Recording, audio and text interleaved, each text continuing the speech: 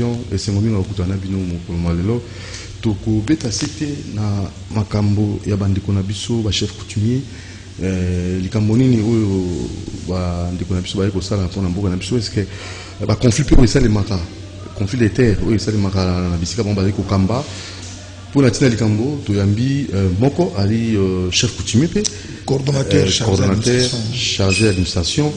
autour de la Rosolanaï pour nous voir penza makambwana na bozidonyoso mbote mfumu ba mfumu mbote sona naza prince musomanzina prince naza prince nakati ya village Nsanda Bois naza coordonnateur chargé d'administration na famille coutumière qui mbola mbudi au chef qui est grand chef expliquons un peu bien ils ont sikanini mboka na binango mboka na cheza na kimbola mbudi kimbola mbudi na komi na munga fula alors tokina no rapidement makabuni nzo likakuna na kimbola mbudi bon na kimbola mbudi vraiment merci pour na mutuna papa kimbola mbudi tozana makambo zo likakuna zo sala pasi pour na biso autochtone toza originaire ya mabele wana na naza mwana nakata libuma mama ya grand chef obakangi na botami nakata mabele wana nazoloba tant que autochtone au villageois ya kata kimbola mbudi to botami wana bien sûr to voyage to keke ba étranger mais village yango wana village na biso yango wana et nous zo likana dans les années 70 donc 69 70 CPA Congo Prentex pour la fabrication ba pagne ba CPA wana ba sengaka lopel de terre et pas ya papa Makabi Manjefu Emmanuel ou ya bota chef Riki Bagambula pour na ba implanter usine ya CPA maputa mwa ko later CPA wana kitoko wana papa mona keza intérêt ya kati ya village pour na ufongola village a permetaka bango presque 8 à 9 hectares toloba na kati ya mabele wana na kati ya 9 hectares pe bachaka donc bachaba poto muni kala basango bachaba poto ya boya milai wana ya ba borne ou ya milai ba tina ba fil barbelé et ça là bien encadré ba lona pe ba eucalyptus usine sali moment ya zairisation et commis tant à l'époque ya Marshal Mobutu zairisation to yibi ngobiso bonso na ba mbulo to communauté bi ngi salemelaka tous les sociétés et ont capacité pratique des zones à maboka l'état congolais l'état zaïrois à l'époque. Alors comme il y a l'hôpital de Tepsu Pesakanda on a tous na réserve les terres oyo bama bazolona ba salama misala et puis na tango na muto ko gérer mabele wana e komaka kasongo mukunji président assemblée nationale à l'époque yeba chaka PDG na CPA oyo zonga na maboko ya l'état congolais pour mindere to baka ba sujet bazalaka ba sujet anglais ezalaka gérer na un certain Bedford Richard Hitch yom tazaka PDG tant ba longoli ba pe bango to bake papa kasongo mukunji a du rôle ya ko gérer CPA en tant que yom taka lokola tête ya mabele wana mais bayoka na ba nièce ba papa wazaka ngunga nzoma mpolo ta ba papa kufaka moto yingelaka ba papa na voix normale na ndenge ya matriaka ezalaka ngunga nzoma mpolo nièce ba papa wa botamaka ye moko na kati ndenge ba papa botama 4 mwasi moko na botaka mwana moko nde ngunga nzoma mpolo mais muta traiter marché CP ezaka papa Makabi Manjefu mais muta salaka continuité nièce basola kaso mukunji bachaba ngome na kati ya parti tikala ka réserve CPA yi akana 9 hectares oya chaka usine makamuni tuna kati sikota mu CPA kei pona zonga sema CPA kei papa kaso mukunji ba clôturer sikona pona na projet bangombe vanda papa musée ayaka te aye on ne sera musée mingi ba retrouver ka biloko na bango mingi biloko zonga na maboko ba propriétaire rebelle na kanti peuple congolais sur la nanga yebi biso beto ka chance la sera musée to zwaka mabele sona par rapport to fundaka CTP tout le monde doit amonte dans surprise société ba chimé ko kota na mabele wana et ko planter ba pancarte na kati mabele komi ya CTP oh to mona kangolushi to zuba avocat à l'époque to ko dépendre na mwamba to dépendre na tribunal na tomba na matete et puis na première 4e parquet général to fund na première CTP à mon avis est comme Imotex Sabimi. Oh, les gens qui ont manipulé grand frère, ils ont grand frère. Société n'est bimi. société ezalaki na personnalité moralité ya kosamba na biso mikade ezalaka te aucun document aucun soubassement bakweyaka tokweyisaka bango na jugement ya RC 1633 oyo ekweyisaka bango biloko tu toza na yango bajugement tu yango toza na yango tobtenir todui jugement RC 133 ye aye na tierce opposition ndenge ezalaki aye na tierce opposition tokweyisi lisusu na RC 18593 tokweyisi lisusu ye imotex wana bamoni esimbi te bamoma mpe comme ils ont beaucoup de moyens tala baite bagere bandako baitex makambo ebele mais biso kaka na bonzambe na bonkoko tozoganye bango kaka bake kosala tierce basala tierce opposition balongi biso te bakosala appel tardif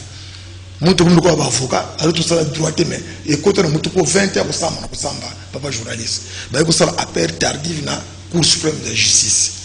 si ma appel tardif wana toyi kolonga bango bajuge bazongisi dossier na juge naturel na matete toujours mpona bango komiso mbongo ezalaki te batina dossier na mbushimai towapi to na bandundu mpo kokendeke na avion osambaka tokonyokama mais bakoko basalaki cour suprême décidé dossier ezonga na juge naturel tango dossier ezongi na juge naturel donc biso toki bavainqueur alors bamettre en toi l'époque oyo tozala directeur de cabinet ya papa Luamba Kaozi Pichu directeur de cabinet avocat na so bango wana wakoma avocat associé ya Soficom maître nani Kombokuya akoma prophète même l'église na sima ya papa nani wana na primaire wana tozongi biso moni comme si basalaka appel moko na 4e rue ba maître bakola msapel wana toyi kolonga bango na RCA 6026 alors 6026 on est presque qui pouvoir il y a étaler le jugement de son RC 533, RC 593, RC même là SNL a un problème. Je m'appelle tout gagner là que va s'arrêter des guérisons 18 433 et tous en un. Bah ça c'est le jugement nous ont dit et ordonné que conservateur ya munga fula mama Bambi Thérèse ou ezaki peut malmener kaka na mundelo wana wa terso Jean-Philippe wana na ekiri na ye. Maman annule le certificat en bonne et de forme. Maman va annuler à Salakanine. A commis les cours et tribunaux. Va faire ça authentification, il y a un jugement. Avant d'annuler. Pour ça, il y a un jugement de Bimaka. Il y a un bata. Maman a tenu cours. On a tous les documents sur le banc. On a réponse, il y a un cours et tribunaux. Tous années. Ma tête va répondre à bel et bien œuvre à tribunal. 4000 va répondre à bel et bien œuvre à tribunal. Maman a sengi bango ban pesa certificat na bango pour annuler comme beaucoup de bango talo gérer bango bango parce que ba puissant tout puissant quoi ba intouchable ba mima certificat na bango te tina mo ya lelo maman tango tindi mikanda pesa lina ba acte de réception o ba kize imotex caché na bango na kana ba date atindi ba zong sile jumon na pona annuler yango puisque juste de 5 bébé monte 5 yango ba santé maman le a-t-il bon deuxième lettre faute de quoi nako zoa duplicata nako banulaka à travers duplicata ou etikala kana 5e rue awa poto ko dépendre pour oyo ko salama na monga fula côté ya circonscription monga fula kuna le temps to saka na 5e rue awa na mwamba ba certificat etikala kuna maman comme les collègues ne toi na mikana nyonso a comme les collègues a transféré jugement certificat et maman annulé en bonne et de forme tous en yango na date annulée surtout à notre grande surprise to nous kota mabele ba ko kota mabele ti to koti na mabele ba ko miso mano militaire ba buka même la manda ko c'est des occupants qui sont là bazo malmené ga chef l'équipe ba ambula mais ana occupant oyo tango to longa ka mabele la biso o ya ka famille toi ka o ko teka teki na ye o ko kabakabi na ye ba occupant na pe bazali. Alors, qu'est-ce qui va se passer? Tout côté, ben, nous sommes militaires, tu es tout sous-caractère. Donc, ça, l'effort, tu dois PV des réinstallations et remise des clés avec le pouvoir d'occuper le lieu. Tout ça, tu as le tribunal qui réinstallé, tu papa, tu as le tribunal qui réinstallé, mais réquisition à parquet général, et comme ça, on a belé. Tu n'as pas préférence. Comme ça, on a belé, na ordre de monsieur Angaliema. Alors que nous sommes à Mongafula, Nazan Ngonyos. La soda baye na bato civil mandoki na kingo biso ba coordonnateur donc to bimo ko nete bambwa donc sikoyo tango to sisi na bango ba ko funda chef oyo muni mukanda bakangeli chef oyo mutu base ba annula certificat na yo certificat na déjà annulé mais yo okene ko l'examen kana ba juge basalo a dû ADD ndi ADD basala ka mandat chef ya to baka ADD basala en bonne conformité to mon sibité to komela ki présidence de la République na le document qui est de secret tout la zone to landeli ko tukena babino dossier batine ngona aner to kenane dossier zo lana bon mo dossier politisé comment que politique dossier de besoin des gens qui ont des jugements tous en arrêt cour suprême tous en cette fois nous pourvoir en cassation tous en va jimé belé tous en va non appel oui to kota kana mabel na bisoti alors na pasi mutema pasi wana yango moni to yiko sutoka mikolo yo baye ko zwa chef baye ko kanga chef et kangili bakangili chef to comprendre yango te biso to kota dossier na parquet général nani akangi chef mfumuriki muto akangi chef mboka bato baiba mfumuriki nani mfumuriki makabi nani akangi muto akangi siye tango en principe akangi si to kota na hypothèse mibale ministre des affaires coutumières a salaka et plainte de tout ce qui plainte on a cause ina salaka il y a un ministre des affaires coutumières oui masali fomburiki plainte toi na plainte ango deuxièmement watershot ko kena bakede kitaba bengi watershot devant magistrat watershot moi c'est moi c'est à représenter watershot madame Moni Shop na ba avocat na ye ba fandi avant de repasser va chef akendi et comme inde bango bapimi bango ba dusu faux chef coutumier mo ba fabriquer un certain makwala kinsungiti histoire ya moulaï ba otolia mbongo ya 100 jours chef de l'état pour arriver à Zongo 2 na mabeli na biso na image awa na tsiki image c'est le ministre ba yakana na pesa ko ndeko na biso ezali ya pa na biwa image ya ba ministre affaires foncières ba yaka ministre ya mine énergie ba yaka DG SNEL ba yaka ba docteur kama mtusola ka bien tokocha baza ngwa bacha tokocha nino yo régie ya arriver à Zongo 2 a ningi ya banda les ali bakutango na bacha te nana bachete bani bacha basenga 4 hectares to soulaki to abotika pe espace wana pour espace ça pour bacha arriver à Zongo 2 pour négocier ça ba délestage na ville capitale ya Kinshasa na notre grand surtout moi mamu kilikili déjà c'est notre mukanda ko maja na moni ba coutumier ba jugement il pas dans ba jugement dossier comme très compliqué atindika mona maboko ya niveau ya président directeur cabinet présence a gérer dossier wana de ba gérer les dossiers za kuna et na circuit ya président to ko dira ba résultat à notre grande surprise à coup de ça mandé makakala o ba salisa alors ils n'ont pas droit le mandat est bombama mandé bombama et bimi alors manongo na niveau ba instance ya mboka ba baki botika ba jugement là où ils ont des jugements vous avez des jugements donc tout le monde doit match ko ya ni tika biso traiter les kamango to aller ko sela à notre grande surprise tout le monde ba zui moto ba liaki mbongo ya arrivé à Zongo 2 wana o ye mbongo epima ki ebele pona Zongo 2 nani wa bato bali mbongo ezali bapesi mbongo baza ebele ba on politique na kotanga ba Kongo to na mikano ko biso mukanda basalisa chef protocole transactionnel ya mayuya chef asine pour bapesi 140 $, chef abino pour un ministre pongo za 200 $, bino kwa na kene ngana na famille et bien na occupant pe baza kuna chef aboye ko mingambo soko boye mbongo to kangisa we ndenge ba ko kanai soko boye mbongo ba tina ba message ba téléphone ba chef na nzela bakosi ko no yako to mbongo bwilo pango moko ezali comme client akusombali ba chef tongo mano militaire nde ba commission ko ezali opi siko batinde ke makala 21h avant-hier na 21h ba ko tuna parke batinde ke prison na makala subo senga ni